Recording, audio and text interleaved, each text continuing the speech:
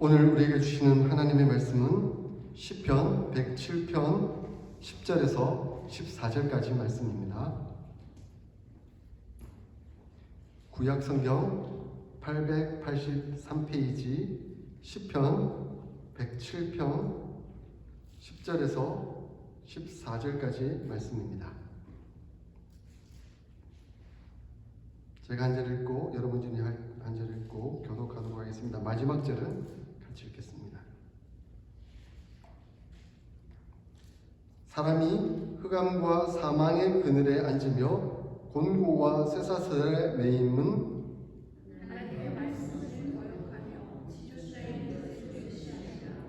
그러므로 그가 고통을 주어 그들의 마음을 겸손하게 하셨으니 그들이 엎드러져도 돕는 자가 없었도다.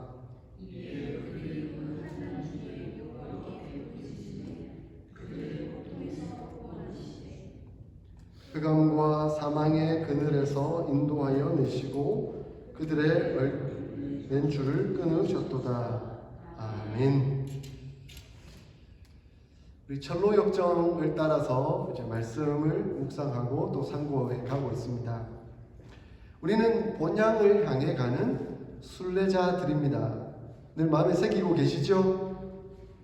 우리의 본향은 이곳이 아니고 저 영원한 천성 하나님 나라에 있다는 것을 우리가 믿음으로 바라보며 한 걸음 한 걸음 걸어가고 있습니다. 그 순례의 길을 걸어가면서 우리는 이 땅 가운데 보내신 하나님의 선하시고도 분명한 목적이 있다 하는 것을 깨닫고 있습니다. 하나님 우리에게 분명한 목적을 주고 이 땅 가운데 보내셨죠. 아무 생각 없이 그냥 방황하다가 방랑자처럼 살다가 그저 다시 돌아오라고 말씀하지는 않으셨습니다.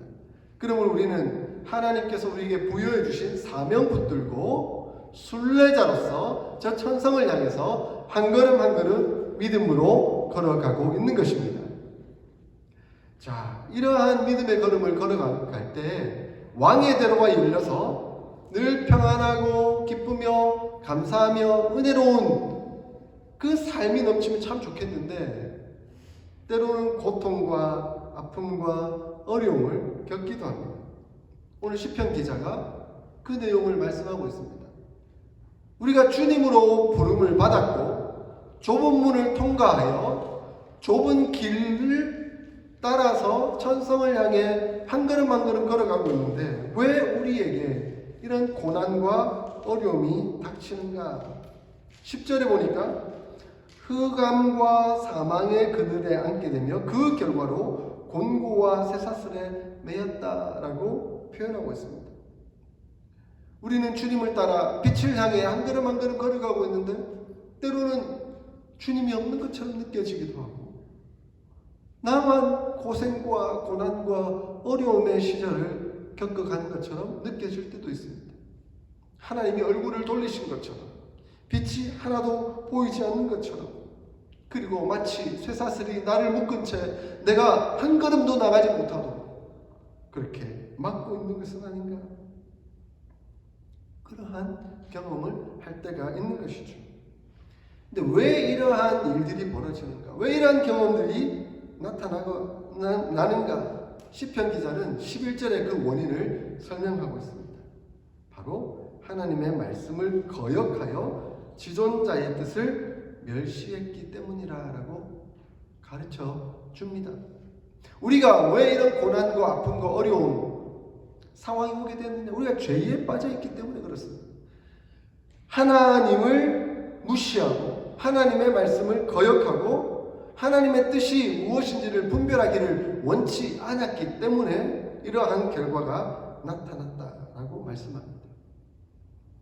누가 기뻐하는 일일까요? 누가 하나님의 말씀을 거역하기를 원하고 누가 하나님의 선하신 뜻을 분별하기를 원치 않기를 원할까요?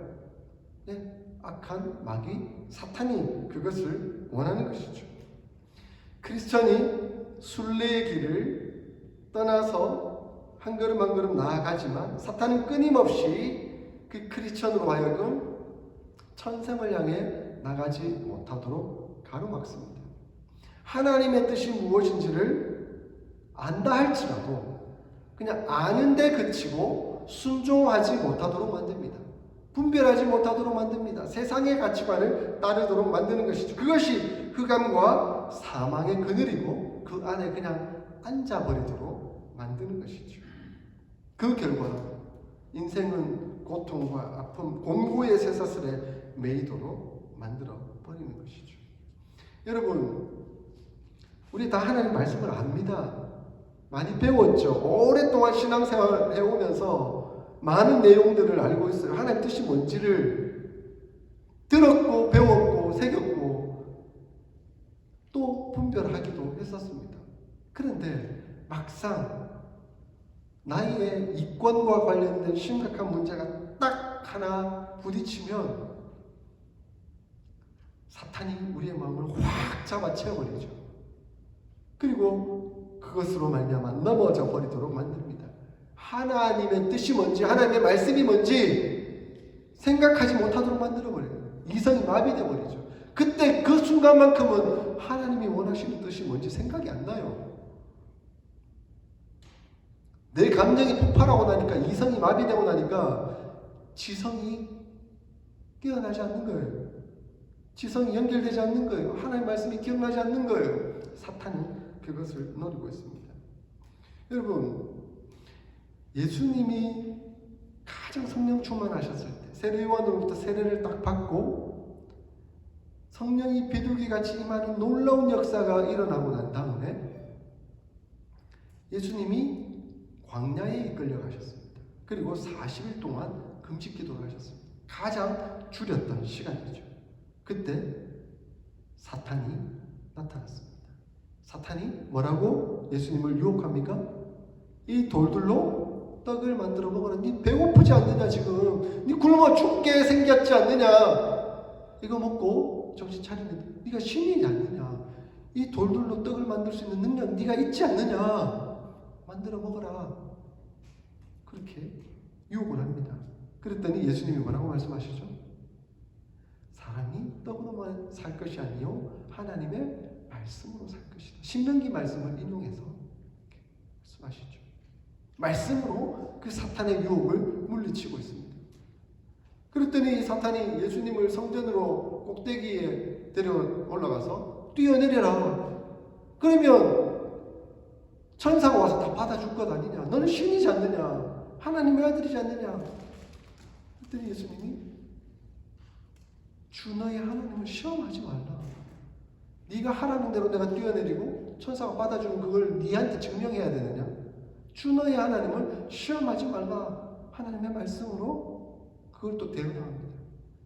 그랬더니 전 세계를 보여주면서 내게 절하라. 내게 절하면 내가 이 천하만국을 다 네게 주겠다. 유혹합니다. 오직 주 너의 하나님만을 경배하라 라고 하나님은 말씀하셨다. 내가 너에게 절하지 않는다. 또한 하나님의 말씀으로 그것을 이겨 나가시는 것을 보게 됩니다. 그렇게 예수님은 말씀으로 사탄의 괴계를 물리치면서 순례의 길을 한 걸음 한 걸음 전진해 가셨습니다. 참 우리가 예수님처럼 말씀으로 충만하고 말씀에 어떤 지식이 많아가지고 모든 순간순간 사탄의 괴계가 올 때마다 말씀을 딱 떠올리면서 물리치면 참 좋겠는데 참 우리가 연약해가지고 무너질 때가 많이 있는 것 같습니다. 그렇게 넘어져서 그 사망의 음침한 골짜기 아래에 빠져서 그곳에 머무르는 연약한 모습들이 있는 것 같습니다. 사탄이 쓰는 방법은 뻔합니다. 사탄은 협박과 회유를 씁니다. 세상의 악한 방법하고 똑같죠. 사탄은 먼저 협박을 하죠. 네가 감히 나를 떠나 하나님 편에 선다고? 하나님이 원하시는 그 순례의 길을 간다고?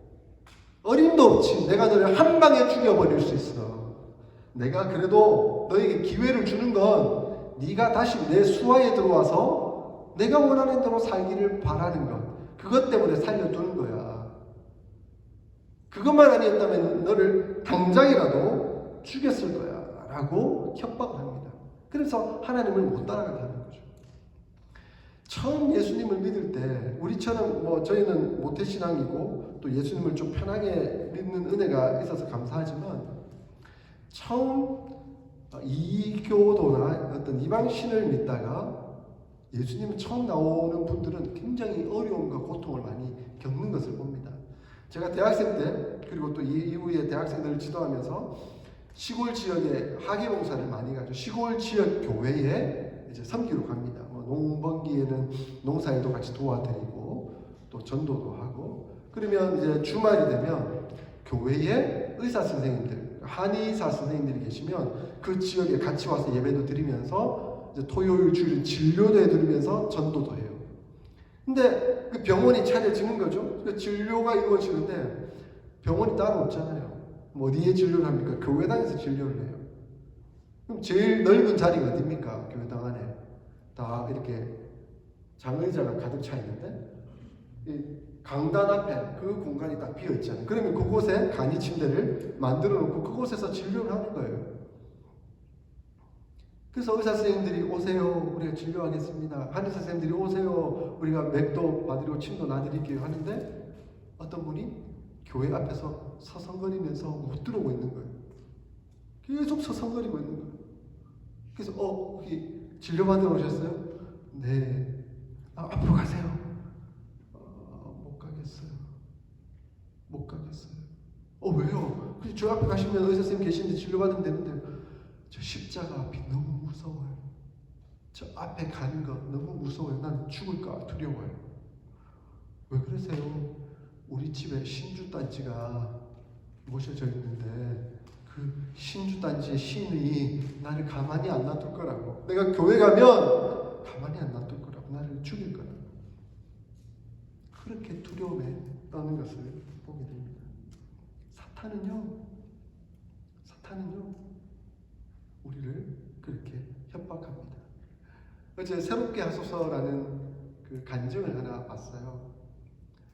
한 분이 무당을 하다가 21살에 신내림을 받아서 26년간 무당을 하다가 이제 부산 영도의 제2영도교회에 출석하게 된 성도님이시더라고요.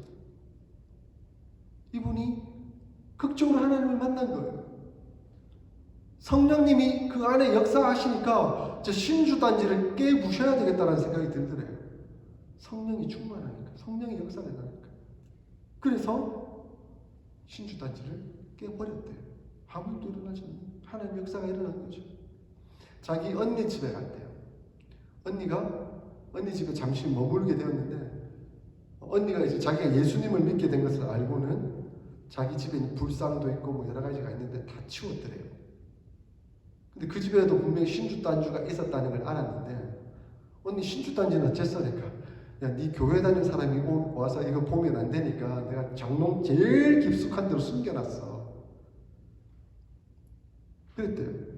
그랬더니 이분이 언니가 나가고 나면 항상 그 장롱문을 열고 주 예수 그리스도 이름으로 명하노니 너 악한 귀신아 떠날지어다 계속 대적 기도를 했대요. 하나님 역사해 주십시오. 이 악한 마귀 사탄이 이곳에서 떠나도록 역사해 주십시오. 자기 게 아니니까 자기가 함부로 할 수는 없고 언니 거니까 어떻게 할 수가 없으니까 계속 장롱문을 열어두고 대적 기도를 했대요. 일주일쯤 지났을까요? 언니가 오더니 나 저 신주단지 없애버리고 싶어. 어떻게 안 되겠니? 네. 그러니까 이분이 우리 목사님한테 전화할게. 목사님 바쁘시지만 지금 당장 달려와 주셔야 되겠습니다. 목사님 빨리 와주세요. 제2영도교회 우리 고신교단 교회거든요. 목사님이 얼른 오셔가지고 깨우셨대요.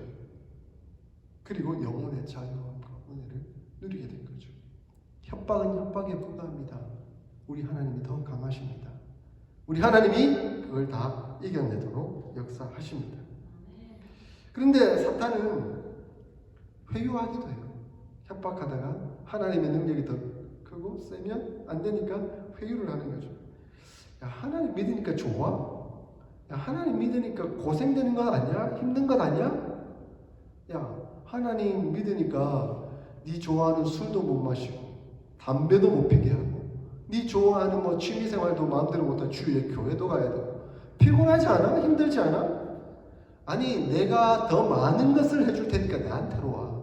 내가 더 많은 축복을 네한테 베풀어 줄 테니까 나한테 와. 예수 믿고 네가 좋아진 게 뭐가 있냐? 지금이라도 내게로 돌아오면 만사가 다 형통하고 잘 풀리게 될 거야. 그렇게 회유를 합니다. 사랑하는 성도 여러분, 여러분에게 이런 핍박, 협박과 회유가 온다면 어떻게 하시겠습니까? 우리가 예수님처럼 사탄의 이 괴계는 물러갈지어다. 그리고 하나님의 말씀으로 다 이겨내면 얼마나 좋겠습니까? 근데 우리가 연약하여 때로는 넘어지고 좌절하고 이 사망의 음침한 그 일을 그냥 포기하고 앉아버리려고 하는 연약한 모습들도 있는 것이죠. 제가 그 학생 시절 한 병원에 갔을 때 전도했던 한 아주머니가 생각납니다. 주일 아침마다 7시에 그 울산에 있는 한 병원에 병원 전도를 갔거든요. 요구르트 하나씩 들고. 그래서 병원 병실마다 들고 가서 예수님 믿으세요. 그리고 혹시 제가 병이 빨리 낫도록 좀 기도해 드릴 수 있을까요? 이러면서 이제 전도도 하고 손잡고 기도도 하고 그렇게 이제 병원 전도를 했었는데 한 아주머니가 나는 기도하지 말라고. 나는 예전에 예수도 믿었고 그래서 집사도 됐었는데 지금은 안 믿는다. 예수 믿고 좋아진 게 없다고. 난 힘들었다고. 그래서 나는 더 이상 교회를 안 나간다고. 이렇게 얘기하시는 거예요. 아니 예수님을 온전히 믿었다면 어떻게 떠날 수 있어요? 나는 온전히 믿는다고 생각했는데 예수 믿었더니 뭐 아프기도 하고 여러 가지 어려움도 있고 뭐 내 마음대로 안 되더라고. 그래서 나는 예수 안 믿기로 했어. 그리고 난 불교로 갔어. 그러니까 더 잘 되는 거야. 이렇게 얘기하셔요. 그래요? 너무 안타까워요. 우리 하나님께서 우리 아주머니 마음을 붙드시고 새롭게 하시고 지켜주시기를 간절히 바랄게요 하고 뒤돌아 나왔거든요. 안타까운 거예요. 아마 사탄의 회유에. 근데 그 아주머니는 잘 됐다고 했는데 지금 병원에 와 계시잖아요. 그것도 지금 안타까운 꾸면 그곳에 가서 다 잘 되는 상황이어야 되는데 그게 아닌데 어떤 하나님을 온전히 믿지 못했던 거죠. 그리고 하나님을 믿는 믿음이 어떤 자기가 원하는 그 방법이었을 뿐이죠. 진짜 하나님을 믿지 않았던 연약함이 있었다. 그런 회유에 빠져든 연약한 모습들도 제가 보게 되었습니다. 사랑하는 성도 여러분, 우리가 때로는 이런 어려움과 힘든 상황들을 만나서 참 그 은혜의 길, 좁은 길을 따라 한 걸음 한 걸음 빨리 전진해 나가면 좋겠지만 때로는 그렇게 하지 못할 때도 있습니다. 근데 그 이유는 결국 우리가 하나님의 말씀을 무시했기 때문이고 그 말씀에 순종하지 않았기 때문에 그렇습니다. 자, 우리가 이렇게 그러한 사망의 음침한 골짜기와 같은 그곳에 매여 있을 때 우리 하나님은 어떻게 하실까요? 우리 하나님은 어떻게 하시는지 12절에 말씀하고 있습니다. 우리 12절 같이 한번 볼까요?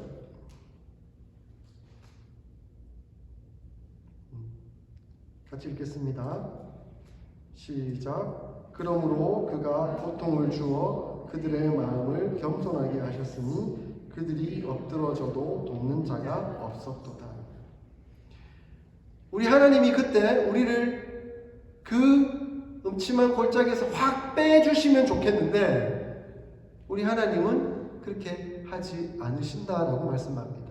뭐라고 말씀하시죠? 오히려 그 고통 가운데 내버려 두었다라고 말씀하고 있습니다. 왜 하나님은 우리를 그 고통 가운데 내버려 두었다라고 말씀하십니까? 아니 오히려 적극적으로 우리 하나님이 고통을 주신다라고 표현하고 있습니다. 그가 싫어서? 그가 미워서? 그를 버려버리려고 하나님께서 그에게 고통을 주셨을까요? 아닙니다. 하나님께서 그에게 고통을 주신 이유는 바로 그로 하여금 겸손하게 하기 위함입니다. 때로는 하나님께서 우리에게 그 고통의 자리에 내버려 두시기도 합니다. 그 고통의 자리에 내버려 두시는 이유는 바로 우리로 하여금 하나님 내 힘으로는 안 됩니다. 내가 노력해봤더니, 내가 다른 방법을, 세상적인 방법을 다 써봤더니 아무것도 안 되네요. 오직 하나님밖에 없네요. 하나님밖에 없습니다. 하나님밖에 없습니다. 그것을 인정하도록, 그것이 겸손이거든요. 그것을 인정하도록 하나님께서 하신다 하는 것입니다. 그래서 그의 입술을 통해서 고백하도록 만드는 겁니다. 아무도 돕는 자가 없습니다. 하나님, 세상 속에서 내가 다른 사람을 의지해보고 다른 방법을 찾아보기도 하고 이렇게 저렇게 노력을 해봤지만 그곳엔 답이 없습니다. 그곳에는 방법이 없습니다. 하나님밖에 없습니다. 그렇게 인정할 때 비로소 겸손해지는 것입니다. 하나님 우리에게 고난을 주시는 이유는 때로는 우리가 그 사망의 그늘에 주저앉아 있도록 내버려 두시는 이유는 겸손해지도록 하기 위함입니다. 오직 하나님만 찾고 하나님의 은혜만을 사모하도록 하기 위함입니다. 가끔 그런 사람들을 봐요. 정말 위기의 상황, 어려움을 겪게 되면 하나님밖에 없는 것 같아요. 하나님이 방법입니다. 라고 나오는데 그 방법이 해결되고 나면 또 자기 방법을 찾아요. 겸손을 좀 해지는 것처럼 보이다가 다시 교만해지는 그런 어리석인 모습들도 많이 보게 됩니다. 제가 서울에서 사역을 할 때 한 집사님이 술을 너무 많이 드셨어요. 하나님 앞에서 온전치 못한 연약함이라는 걸 아셔서 술을 끊으려고 했지만 술이 너무 좋아하면서 계속 술을 마시는 거예요. 그러다가 가남이 온 거예요.